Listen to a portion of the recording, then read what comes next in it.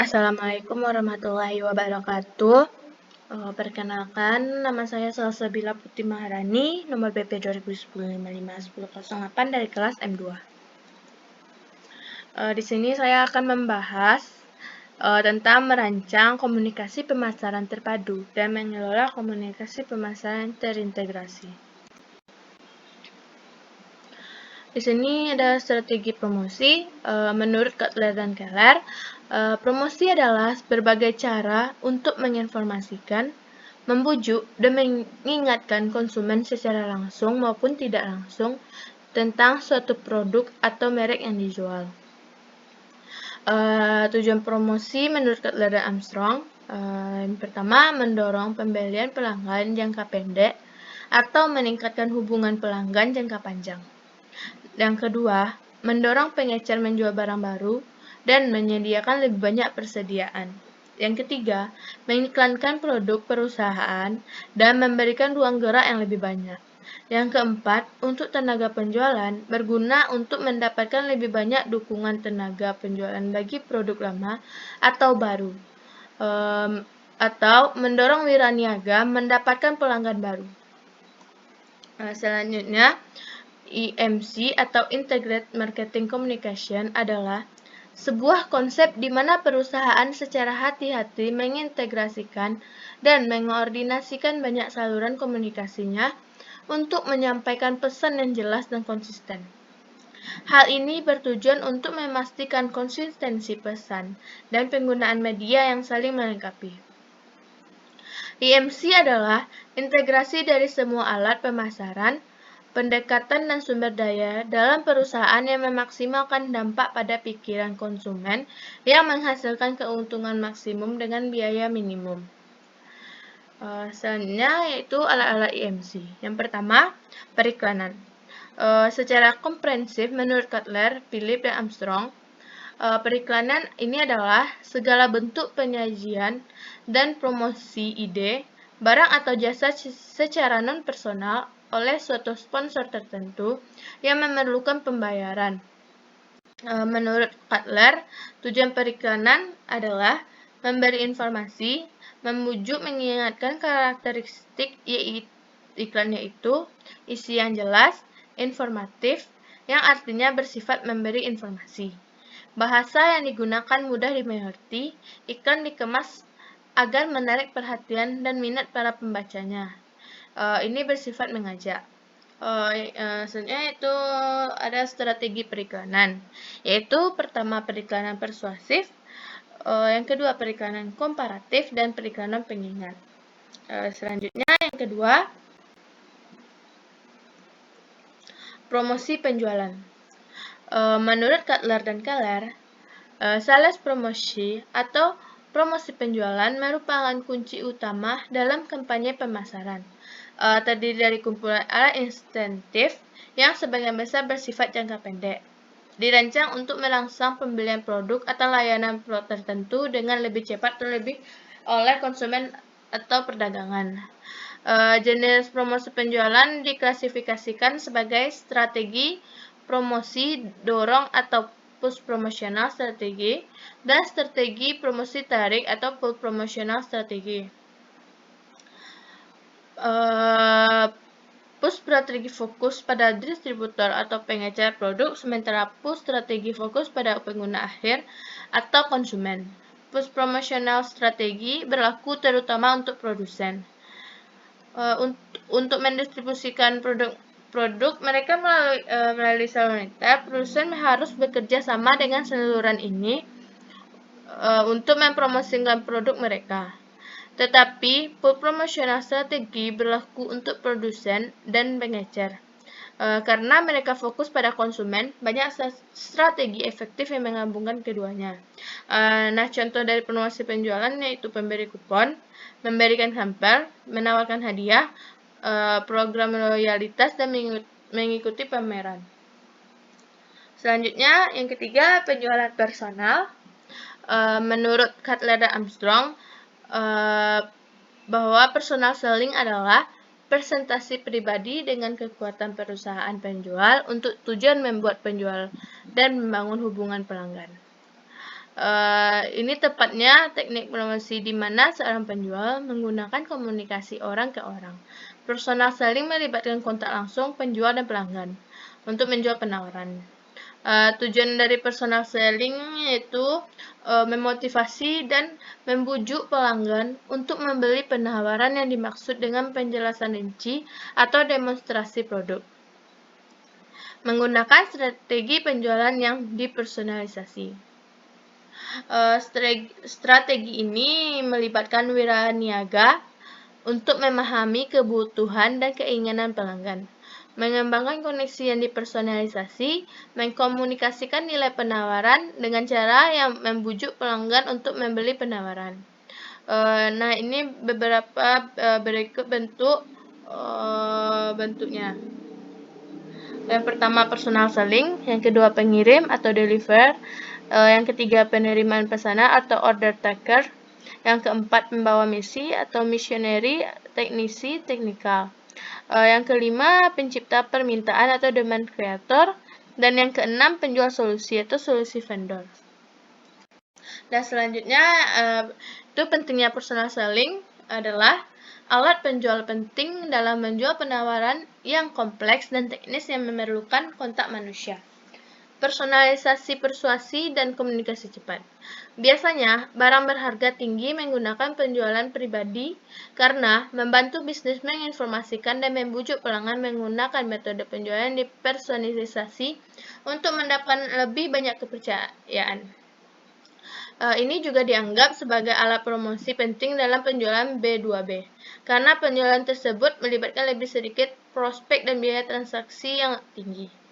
Nah, contoh personal selling dari toko eceran yaitu toko retail seperti Alfamart, Indomart, IKEA, dan lain-lain. Yang selanjutnya yaitu yang keempat, acara dan pengalaman. Acara ini adalah kegiatan dan program yang disponsori perusahaan yang dirancang untuk menciptakan interaksi terkait merek dengan pelanggan. Sponsor meningkatkan stabilitas visibilitas perusahaan.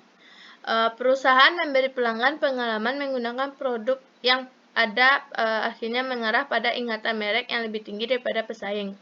Acara ini terbukti menarik perhatian penonton.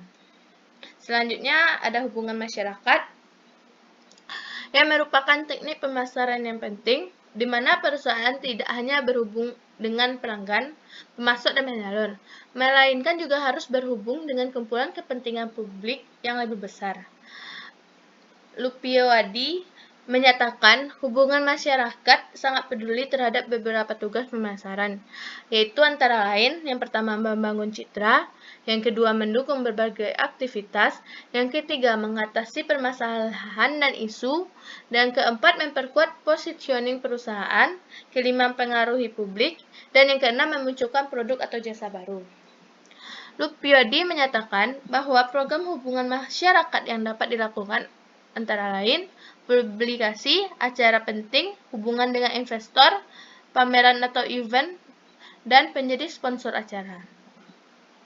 Berdasarkan penjelasan atau jenis bauran promosi di atas dapat dilihat bahwa bauran promosi merupakan strategi promosi yang digunakan perusahaan untuk memperkenalkan produk. Selanjutnya yang keenam, pemasaran langsung. Menurut Cutler dan Armstrong, menyatakan bahwa pemasaran langsung merupakan hubungan langsung dengan konsumen individual untuk mendapatkan respon segera dan mendapatkan loyalitas pelanggan. Cutler dan Armstrong juga menyatakan bahwa terdapat dua manfaat dari pemasaran langsung, baik dari pihak pembeli maupun pihak penjual.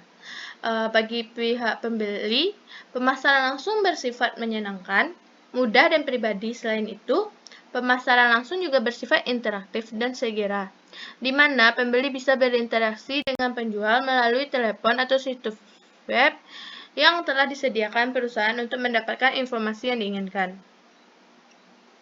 Nah, yang bagi penjual, pemasaran langsung merupakan sebuah sarana yang kuat untuk membangun konsumen dengan menggunakan database pemasaran. Pemasar dapat menargetkan promosi produk secara pribadi terhadap individu-individu yang tertera di database. Selain itu, pemasaran langsung juga menawarkan alternatif biaya yang lebih rendah, efisien, dan efektif untuk menjangkau pasar. Selanjutnya yaitu yang ketujuh, pemasaran media sosial. Konsep pemasaran media sosial ini dasarnya mengacu pada proses mempromosikan bisnis atau situs web melalui saluran media sosial. Perusahaan berhasil mendapatkan perhatian besar pada saluran tersebut dan dapat berinteraksi dengan konsumen saat dan ketika mereka menjelajahi internet. Nah, cara komunikasi baru dan modern berkembang di platform media sosial ini dan terbukti menjadi masa depan promosi. Mereka memiliki kemampuan untuk menjadi sangat interaktif dan up-to-date dengan pelanggan. Selanjutnya itu ada merancang dan mengembangkan komunikasi yang efektif. Pentingnya informasi pemasaran di dalam mengelola bidang pemasaran dari suatu perusahaan. Maka setiap manajer pemasaran harus mampu mengelola informasi pemasaran yang dibutuhkan. Dalam hal ini, para manajer pemasaran harus mampu memahami konsep dan peranan sistem informasi pemasaran yang menekankan adanya unsur atau komponen yang berhubungan dalam suatu kesatuan untuk memberikan informasi yang lengkap, tepat baik ketepatan isi, ketepatan waktu, dan ketepatan tujuannya. Kegiatan promosi dilaksanakan dengan baik dapat mempengaruhi konsumen mengenai di mana dan bagaimana konsumen membelanjakan pendapatannya. Promosi berusaha agar demand tidak elastis. Promosi dapat membawa keuntungan yang baik bagi produsen maupun konsumen. Keuntungan bagi konsumen yaitu konsumen dapat mengatur pengeluaran menjadi lebih baik. Misalnya konsumen yang membaca iklan, ia dapat membeli barang yang lebih murah. Selanjutnya yaitu tujuan komunikasi. Yang pertama, kebutuhan kategori, yakni membangun produk atau kategori layanan sejauh perlu untuk membuang atau memenuhi kesenjangan yang dirasakan antara situasi motivasi sekarang dan situasi emosional yang diinginkan. Yang kedua, kesadaran merek, yakni kemampuan untuk mengidentifikasi merek dalam kategori secara cukup rinci atau melakukan pembeliannya. Yang ketiga, sikap merek, yang ini evaluasi merek dengan menghargai kemampuannya yang dirasakan untuk memenuhi kebutuhan yang sekarang ini. Yang keempat yaitu pembelian merek, yaitu suatu instruksi untuk membeli merek atau melakukan tindakan yang berkaitan dengan pembelian, tawaran promosi dan bentuk kupon atau beli dapat mendorong konsumen untuk melakukan komitmen dalam pikiran guna membeli produk. Selanjutnya itu faktor-faktor yang menentukan dalam bauran komunikasi pemasaran. Perusahaan harus mempertimbangkan beberapa faktor dalam mengembangkan bauran promosi. Jenis pasar produk, kesiapan konsumen melakukan pembelian, dan tahap dalam siklus hidup produk tersebut. Juga penting adalah peringkat pasar perusahaan tersebut menurut Kotler. Menurut Kotler, faktor yang menentukan dalam bauran komunikasi pemasaran yaitu yang pertama, jenis pasar produk, alokasi bauran, komunikasi berbeda-beda antara pasar konsumen dan pasar bisnis. Pemasar konsumen mengeluarkan uang secara berturut-turut untuk promosi penjualan iklan, penjualan pribadi, dan hubungan masyarakat. Yang kedua, tahap kesiapan pembeli, alat-alat komunikasi berbeda dan keefektifan. Biaya sesuai dengan tahap kesiapan pembeli yang berbeda. Iklan dan pemberitaan memegang peran terpenting dalam tahap pembangunan kesadaran. Yang ketiga, tahap siklus hidup produk. Alat-alat komunikasi juga memiliki efektivitas biaya yang berbeda-beda, sesuai dengan tahap siklus hidup produk yang berbeda. Tahap pengenalan. Iklan dan pemberitaan memiliki tingkat penjualan yang mendorong konsumen mencobanya. Tahap pertumbuhan, permintaan mempunyai momentumnya sendiri melalui cerita dari mulut ke mulut. Tahap kematangan. Secara berturut-turut, promosi penjualan iklan dan penjualan pribadi semuanya makin berperan penting. Tahap penurunan. Promosi penjualan tetap berperan kuat, alat-alat komunikasi berkurang, dan wiraniaga hanya memberikan sedikit perhatian pada produk tersebut. Pemasaran berkontribusi pada ekuitas merek melalui banyak cara dengan menciptakan kesadaran akan merek, menghubungkan dengan asosiasi yang tepat dengan gambar merek dalam memori konsumen, dan mendapatkan penilaian perasaan merek yang positif atau memfasilitasi satu ketakutan konsumen yang merek yang kuat. Kesimpulannya, komunikasi pemasaran terpadu adalah penggunaan promosi yang terkoordinasi dan strategis untuk menciptakan satu pesan yang konsisten lintas saluran komunikasi ganda agar menimbulkan dampak persuasif yang maksimum pada pelanggan perusahaan yang baik yang ada maupun pelanggan potensial. Dalam komunikasi pemasaran terpadu, pemasar tidak berpikir bahwa semua elemen bauran pemasaran sebagai pesan komunikasi yang terpisah. Pesan-pesan tersebut dikoordinasikan untuk memperkuat apa yang sudah disampaikan dan mencegah pelanggan mengalami kebingungan. Karena pesanan yang berlawanan, dengan kata lain, keputusan tentang bauran pemasaran harus dibuat dalam orkestra yang kompak yang menyebabkan perumusan sebuah strategi sebelum membuat keputusan implementasi menjadi jauh lebih penting. Hal ini disebabkan oleh kondisi bahwa strategi itu menampakkan proposisi nilai yang menjadi basis bagi semua komunikasi kepada para pelanggan menurut Persistijo dan Ihalau. Bahwa kegiatan pemasaran tidak akan pernah terlepas dari proses komunikasi, karena dengan komunikasi pemasar dapat menjangkau konsumen dan mengaruhi. Komunikasi merupakan suatu proses yang melibatkan komponen-komponen seperti pengirim atau sumber komunikasi, pesan, media, dan penerima atau audiens yang masing-masing harus dipahami oleh pemasar supaya pesan yang disampaikan dapat mengenai sasaran. Hanya itu yang dapat saya jelaskan. Mohon maaf apabila ada kesalahan. Terima kasih, Ibu. Assalamualaikum warahmatullahi wabarakatuh.